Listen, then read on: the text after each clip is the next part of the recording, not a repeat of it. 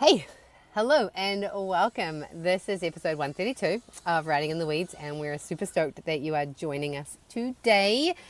We are going to talk about the get to. We've been talking a lot about the how to do the have tos. And I mean, really, honestly, nothing should ever be a have to. Some of that's just toxic positivity that our brains just reject. So we're not even going to go there, but we're going to talk about the get tos. These are the things that we forget in this to do list world, that there are things that also are really important that you're allowed to do. And taking a moment to actually appreciate those things is really, really important. So I'm Natasha Lockie. I am a life performance and mountain bike coach. I am a business consultant. I help you get to the place in your life where you can achieve the dreams that you want to do, getting out of your own way so you can do what you want to do. I set up business systems, tech, learning management systems, websites, all the things so that you can actually do the thing that you love doing and be in the creative zone that you want to be in. And I'm joined by my amazing co-host, Jenny. Go ahead and introduce yourself. Yeah, I'm Jenny Brandon. I'm an animal communicator and energy healer for animals and their people too. If you have a pet relationship that you wish was a little better for some reason or another, then that's a great reason to have a session together. All right. You changed up your spiel. Nice work. I love it. It's probably because my brain hiccuped in the middle of it, but that's all right. Hiccups are perfect. And that's what we're all about today, is actually just taking a moment to step back from all of this, like 3 hours a day, 1 hour a day, 3 times a week, is going to get you to your goals, right? 10 minutes a day, every day will add up to whatever. And all of these things are very, very true. I was just on Facebook and I saw, to be fair, I was on Facebook because I was going to the messenger to talk to Jenny to get on to here. However, a post popped up from a friend of mine, and she lives at the beach. She's a surfer. Her parents moved to the beach. They lived in a camper for 8 years, and it's pretty challenging going through your 10 to 18 years living in a camper with your two sisters and your mum and dad on the beach. And I know there were a lot of times when she felt like she didn't have the things that everybody else had. And it was really cool just to see this post, which was, what, I get to go to the beach every day. And her really rounding into that. And I've seen a lot of her stuff lately has really been about celebrating the fact that her life is a surfer. Like, she's a surfer. And she's sponsored to surf. She has won many surf competitions. She was thinking about running for the Summer Olympics, but I think she's stepped aside from that and is actually just concentrating on some other stuff. But it just reminded me that so often we get all wrapped up in this other world, this, I want to say, it's not a dream, but it's like what we've been sold as humans, to stay in the rat race, to stay compliant, to stay doing the things.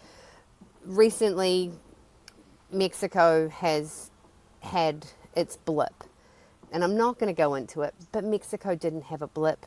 One of the states in Mexico had a blip, and it was sold to the world as Mexico's on fire, basically, politically, and it's dangerous. And all of these people are posting, oh, it's confirmed that it's too dangerous to travel to Mexico.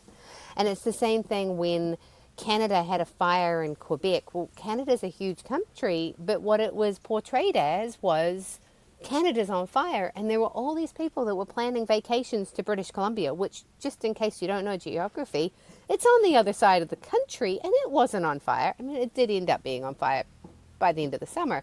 But the point is that we get sold this reality. If we don't take control of our reality, if we don't take control of, I see myself, I see reality, then we are just part of somebody else's script. We're part of somebody else's movie, and we forget that we get to do amazing things right now. And the last thing I'll say on this is every time I see something that's like Atlas 31I or whatever it is, the UFO is landing and the world is going to be ending, that's a confirmation to me to not be scared, but I'm going surfing. I'm going to go ride my bike. I'm going to take my dog to the beach. Whatever it was that I thought was super important that needed to get done, that was stressing me out, is suddenly background news, because if tomorrow the UFOs are going to blow the earth up, what the hell was I doing worrying about anything other than going for a surf? Right. I love it. And I think this is just that reminder that there is so much that we all have that we get to do that somebody else somewhere is envious of. And I find this when I meet someone new and I comment that I have horses, because many people are often just sort of mystified by the fact that I keep horses. It's just, that's what I do. And the internal reality of that life versus the external view is very different, as I'm sure it is for a surfer or a mountain biker or a snowboarder or a skier or professional anything. Even an entrepreneur, the perception that people have of entrepreneurs is so different than the internal world. But I get to be an entrepreneur. I get to be someone who has horses and keeps them and takes care of them and rides. And when we can remember that and tap into it, I think we have so much more ability to expand our capacity for the other things we're trying to work on. Because we're tapped into the present moment in a way that is positive and grounding in a good feeling of what we have available to us at any given time. I mean, there was a time when we first started out in business running the boarding barn. I looked back at financial records recently because tax season, and I realized when we first started that business, like, no wonder we were bloody struggling. We barely made $30,000 in a year. And yeah, that was over 10 years ago. So prices were a little bit different because there was that whole blip of a global pandemic in the middle. But still, $30,000, like, we couldn't live on that. And yet we lived on a 100-acre farm. I cared for anywhere from 3 to 7 horses at any time. And it was gorgeous. It was so incredibly beautiful. And like, that's just an example of how the outside and the inside don't always match up to the perception. But the reality was, I got to do that every day. I got to look out my window at my horses, the horses I was caring for, and I got to take care of them in a way that felt really good to me. And I have some amazing memories from being on that farm despite the struggle, because there was a lot of struggle, and I didn't realize it until much later how much depression and anxiety I was wrestling with at the same time I was there. So the thing that you can keep pulling yourself back to is, what do you get to do? What do you have available to you that other people might be like, wow, that is so cool. I would love to be able to do that. And I'm sure you can find something somewhere. I mean, frankly, the stupid little box that we carry around in our stinking pocket is worth, like, what, $1,000? And we carry it around like it's nothing. How many times do I drop this bloody thing?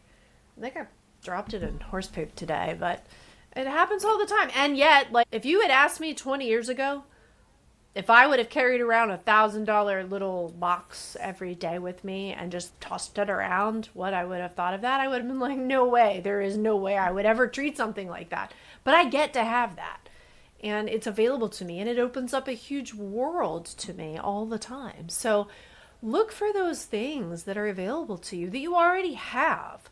Because tapping into what you've already got is going to give you the room to expand into those next steps, so that that 10 minutes a day or 3 hours a week or whatever it is becomes more reachable, because you're already expanding fully into what you have. Yeah, There's so much in there. The internal versus the external, I think that that's where we really need to shift things, because when we're struggling from depression and when we're in these sad moments, and we all have them, being present to that and going, okay, this is there, and then shifting that perspective into everything that you were just talking about is exactly how we move through it. And it's not about toxic positivity, and it's not about spiritual bypassing or whatever today's buzzword is around that. It's about not being present. And when we're not present, we are buffeted by the rest of the world. And when we allow that stuff in, we forget that we get to choose. The last couple of days, I went swimming yesterday and the surf's flat. So we went for a swim and we had our goggles on and I'm swimming along and I see something on the bottom of the ocean and I'm like, that's a US dollar note. And I'm like, that's one of those crisp US dollar notes. And I swam down, I picked it up. And I had to like swim down for sure. I wasn't even sure I could go that far. I picked up $50 US off the bottom of the ocean floor. Like, what? And so rad. I was talking to Laura Michelle Wolf the other day, and she's like, every time you spend money, put it out to the universe that's going to come back to you 3 times. Well, the other day I was putting in my, and I'm sorry to say this, but I did do this. I put in my Temu order. I always feel kind of guilty when I do it, but I did need the things. And really, if I do it from Amazon or Temu, like I can't buy the things I was going to buy without going onto those. So anyway, please forgive me. And it cost me an extra $20 because I lost my $20 coupon. And so Laura Michelle's like, put out that that's going to come back to you 3 times. Well, I picked it off the ocean floor. Like, actually, I got more than that if you're looking at it in Canadian dollars. So going for a swim at lunchtime was actually the most profitable Paid part off, of my right? day. I made more money in that hour than I made for the rest of the day. The day before we went snorkeling at lunchtime, and it took like an hour to go snorkeling. And then the day before we went out in the evening and went for a snorkel. And it was such a good reminder that I can take an hour in the middle of the day and go for a swim because I live in that location. It used to be that I could take an hour and I could go snowboarding for an hour. From putting on my gear to walking out the door to jumping on the chairlift, doing 2 runs and being back. That could all happen within an hour and a half if I wanted to. And we don't do those things because we feel guilty that we haven't gotten the things done. But when we start to see those patterns and we start to be like, okay, if I do this one thing 1 hour a day, 3 times a week, I can also do this thing. And you start to actually like, I've done 2 hours of work, so I'm going to go and take a break for an hour. Are you going to sit and scroll on your phone? What are you going to do with that hour? You could do anything with that hour. Go for a walk in the park, whatever it is. But when you're present in the moment, you're more likely to go and do something that is actually fun because you have the choice to do that. And every time you do that, you ground into the world that you are creating for yourself. Instead of being sad, you go and do something that makes you happy. And it will shift. And sure, you might still have a background, whatever going on, but it's going to shift faster when you actually really ground into like, wait, I get to go to the beach every day? Wait, I get to go and hang out with horses every day? Wait, I don't know, you live in a city, you probably live there for a certain reason. I remember one day I got a call, and I don't know if it was my mom or whatever, but I got this call. Les Miserables was there, like the Broadway show at our amazing theatre, because I'm in a city, a big theatre, which is 10 minutes away from where I work. Last minute tickets for tonight, they're on sale for like $40 or whatever, like $200 tickets. We can get them for $20. Do you want to go? Like, absolutely. Ring Ian. I'm like, well, this is what we're doing. He's like, cool. And we went to the show, and I just remember I heard a Les Miserables song, which is what reminded me, but you're in the city, those things are available to you. I couldn't do that here. Yeah. The other day, we had friends in town, and I was looking at the community newsfeed, and the theatre was doing a performance, and I've been wanting to go to the theatre because I heard it's great. It's hilarious. It's funny. I think tickets were like $30 US or whatever. And I say to our friends, I'm like, hey, you guys want to go to the theatre tonight? They're like, sure. And so we all go and we watch this ridiculous performance. It was hilarious. It made no sense. It was so much fun. What a cool thing to do with our friends. And we could have all just decided, no, it was too much effort because we had to hustle to get food and be there. And 5 days later, at the end of their trip, I'm like, you guys believe that we went to a theatre show like 5 days ago? Like, it feels like a million years ago. But again, it's like just remembering to like not be like, no, it's going to be too much here. Oh, I don't want to do that. So every time you do that, you're bypassing those things that allow you to be like, wait, I could just go to a performance tonight? Like, that's cool. And that reminds you of where you are. Yeah. And when you can keep reminding yourself that wherever you are now is somewhere that you wanted to be before or someone else would want to be, then we can find a little bit more gratitude for the present moment and the things that we get to do. I get to see bald eagles because I live in the state that has the highest concentration of bald eagles in the lower 48 of the U.S. Yeah. And when you move back to North Carolina, you'll get to be in the mountains and it'll be the same thing. You know, there's different awesomeness that you Everywhere. get to have. And instead of pining for what you don't have, being present with what you have and being in that moment will bring whatever else it is to you a lot faster. Yeah, absolutely. Which I think is really important. And then I'm remembering, I was just telling Jenny before we popped on that I had an episode in mind for today. And it was kind of a bit of a sad episode because I saw a post. I sound like I scrolled the whole time. I saw a post on Facebook of somebody and they were like, Tosh. I'm revealing myself. And it was a post that made me feel a little resentful and a little angry and a little bit in the like, I got wronged. And in that space, I was like, how could we talk about this in a positive manner? And the thing is the way we can talk about it in a positive manner is that, yeah, things didn't end the way I wanted them to end with the businesses that we had. The motorbike business ended exactly as I envisioned it. But the other two, it wasn't exactly how I wanted it to go. So I have moments where I'm like a bit bitter. And I'm like, how do I move through this space? And this is how we move through this space. Those businesses, for as long as I had them, gave me the opportunity to go snowboarding whenever I wanted. They gave me the opportunity to stay in cool hotel rooms and travel around and meet rad people and be the girl that was the girl who got people where they were going. And while it was happening, there was so much amazingness. And I was ready for it to end. I've just learned that I could have taken more power and ended it better myself. But I learned so much about everything during that time.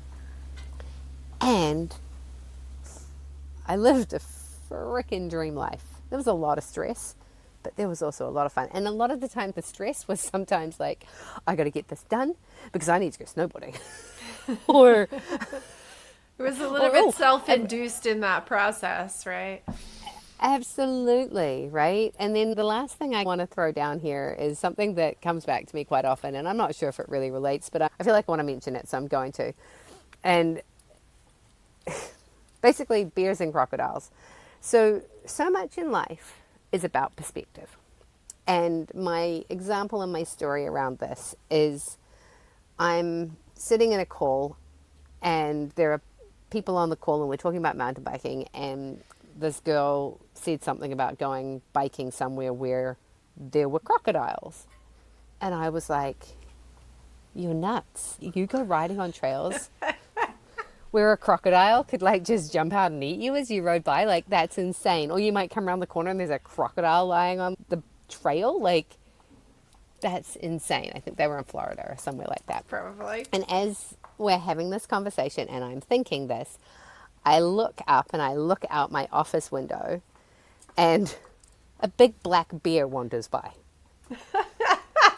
I really am not sure which one I would rather have, honestly, because they can both move about the same speed when they want to. Well, and in my mind, I'm like, big black bear, he's just a cow, like, no big deal. I'm not really that stressed about him. Meanwhile, And she's all like, She's like, crocodiles. Yeah, they don't. I mean, like, really, Short I think in cow, right? reality, Short short brown cow. cow.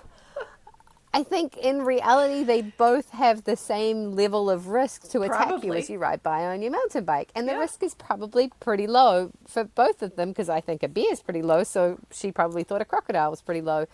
And I was like, I see it. I'm like, okay, I'm sitting here like judging you hard about the crocodiles and thinking you're crazy. But outside my window, there's a bear. And she's like, oh my God, there's a bear outside your window. And like both of us were in our minds, what the reality we were sitting in was totally legit, normal, and not an issue. But the other person was like, are you crazy? Which is funny That's because I insane. have to point out that there are actually black bears in Florida. Quite a lot of them actually. So she has both threats and just doesn't realize it. Whereas you definitely do not have crocodiles or alligators where you are. So there's that. It's a true story, right? And all my friends in Puerto Vallarta right now were like, day after that burning of cars and crazy people running around with guns, we're all out doing our normal thing. The level of risk is totally related to the level of the reward, right? And so often we allow ourselves, I've got bugs in my eyes, we allow ourselves to be smaller because of our perception of the risk. And yeah, there is a chance that I go for a bike ride and a bear attacks me. That's a total real thing. And in every situation, when you leave the house, there is a real risk. Yeah. And in this theme, bringing it back around, so I'm actually maybe making a point that makes sense on our trajectory here, it's like we get to choose the get-tos. And the only way our lives get small, the only way things get too stressful, the only way that we stop living the dream life or stop ourselves from being able to live the dream life is by living in fear of not paying the bill or not being able to feed the kids or not like going somewhere where you might get attacked or going out on a bike ride and injuring yourself or going surfing and drowning. There are always things that are going to be the good and the bad. And recognizing that and then managing that by now going back to our call from last week is like pick the important things that need to happen, schedule them in, and then you'll feel safer when you go to do the other really important things, because it's just as important to go out and ground into reality, ground into nature and ground into the reasons why we are wherever we are, as it is to do the real world adulting stuff. Yeah. I think that the piece for me about this that sort of brings it all together is that if we spend too much time wishing we had the thing that we're working towards, the goal, the end dream, whatever it is, you're not able to be where you are now to recognize the stepping stones that you're taking that are helping you get there. And so this is where those baby steps, this all ties back together, because those baby steps are critical, but you got to be present with where you are. And if you aren't starting where you are, that's literally why we named the whole course this, then you can't really ever get to somewhere else, because you can't go to somewhere else if you don't begin where you are. And sometimes that means really tiny baby steps, but it also means recognizing the things you get to do already that you already have access to. Because I know if I don't stay really on top of those get-tos and where I am now, I will be very busy worrying about what I don't have. That I don't have a place in the mountains to move to. That I don't have a business that's giving me 6 figures a year. That I don't have blah, blah, blah, blah, blah, blah, blah. Because I can keep filling in that list. I can fill that space with things forever. And I will never, ever arrive at any of it if I'm not okay where I'm starting and continually focus on the next smallest step in front of me. And that piece is just so critical. And I've been through so many things back when I worked in corporate and I had a normal job, and there was always these like, oh, let's do SMART goals and what's your 5-year plan and all of this. And I can pretty confidently say that I probably have achieved almost none of those things in the way that they were ever laid out. I suppose I have achieved some of them because I live with horses all the time. I run a business and I have a business that is supporting me at this point. But they never looked like whatever that goal mapping was. And the problem was that goal mapping never factored in all those small steps in the process. And it never allowed me to be present where I was and just to look only so far as the next smallest step.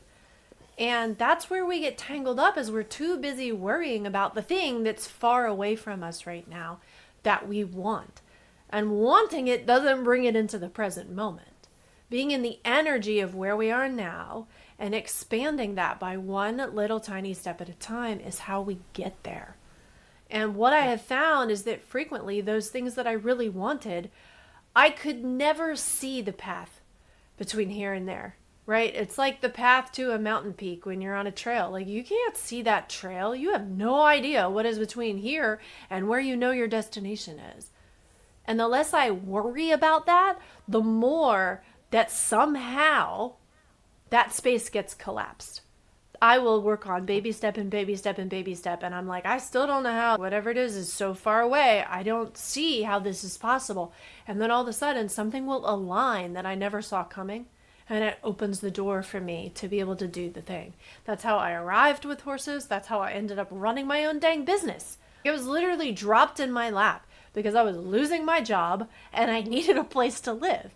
And the landlord that I met was like, well, why don't you board horses? I was like, I guess I'm in business. Like, there was a part of me that knew I would run a business, but I didn't know how. I didn't know how that would look. I didn't know how to start a business. Turns out you just have to need a place to live sometimes, and it comes to you. And so when you're present with that you're present with the things you get to do that are available to you right now, and then you take those baby steps in that direction of whatever it is that's valuable, suddenly that timeline will collapse, and often things will come to you in a way you never knew. But you can't plan for that. And if you try to, you're just forcing it into a mold that might not be the right mold for that. So you have to allow it to just evolve. Yeah. Well, and the last thing I want to say to this as we wrap up is, as you were talking, I was thinking it's like the person who's wanting to meet the perfect guy or girl. And they're like, once I meet that person, I will feel loved. Yes. However, you will never meet that person unless you find a way to feel loved now. So, chicken and the egg. Often it is really that the chicken needs to come before the egg. But then the egg comes and then you get a chicken. So, as simple as when you look at what it is that you're wanting, if you think about how that will feel, like I want to be in a relationship so I feel loved, well, how can I bring love into my life right now and feel that love?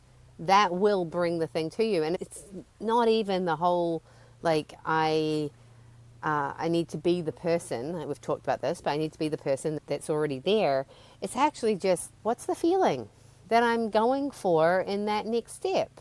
Well, I want to live at the beach in Mexico so I can go to the beach every day. Well, I'm at the beach in Mexico, so damn it, go to the beach every day. Yeah. Right? What are you waiting for? I need to own the house and have built the house and do the thing, and then I'm allowed to go to the beach? No, go to the beach now, because that will bring all of those other things to you. Be the person and do the things that you would do, because quite often you'll realize that you actually already have everything that you want. It's just not looking exactly how you thought it was going to. And that's what you're talking about with those SMART goals. It's that you actually might have already arrived. It's just that you're looking at it through the wrong lens. Yeah, it's kind of like having the egg and being mad you don't have a chicken. Like, there's a point where you have to look at what you have and recognize the value of it and the get to in it in order to know that you'll have a chicken someday. There will be one. It's just going to take a little more time. Not if you have the wrong egg, but I think we should call I think this is what the episode should be called. Is Right. Chicken or the egg. You've got the, Yeah. you've Just got hope the it's not egg, an alligator egg, right? right? Well, you've got the, you know, have you got an egg that you're hoping you've got a chicken Wishing or whatever was a you just chicken. said? That quote was perfect. That should just be the title of Don't this be episode. mad you have an egg when you or don't be mad you have an egg because you wanted a chicken. Something like Yeah, that. that's, I mean, people will like be like, I need to listen to that because what the hell are they What? talking about? All right, so with that, thank you so much for joining us today. If this episode resonated with you and you think there's somebody that would really enjoy it, please share, please like, please comment. Let us know, what is the thing that you're going to incorporate into your daily life that you've been forgetting to celebrate by actually doing it? It might be as simple as giving your husband a kiss, right? You know, you got the guy and now you don't hug him and kiss him every day. Do the thing. So tell us what you're going to do. My name is Natasha Lockie. I am a life performance and mountain bike coach. I am a business consultant. You can find me at natashalockie.com. And if you have something that you're wanting to build, you're a creative of some sort, you're wanting to do the next thing and you've tech is standing in your way, or just the stuff that isn't part of your creativity. You're making jewelry, but you need a website. I'll do that for you. And if you just want to find out what I can do for you, or even just have a sounding board, book a 15-minute call with me at meetwithtash.com. And you can follow me on Facebook, Natasha Lockie, and Instagram at Betty Go Hard. I would love to see you over there. Awesome. I am Jenny Brandon. I'm an animal communicator and energy healer for animals and their people too. If you are struggling in your pet relationships or want to get to know your pet better, that's a great reason to have a session. You can head to my website, soulpetconnections.com, and check out different offers for sessions. You can also find me on Substack, Instagram, YouTube, and Facebook under the same handle. So, echoing Tosh, thank you so much for joining us. We appreciate you hanging on through this very wild ride through the weeds with bears and alligators today, and we look forward to seeing you next time. Thanks, everyone. We'll see you next week.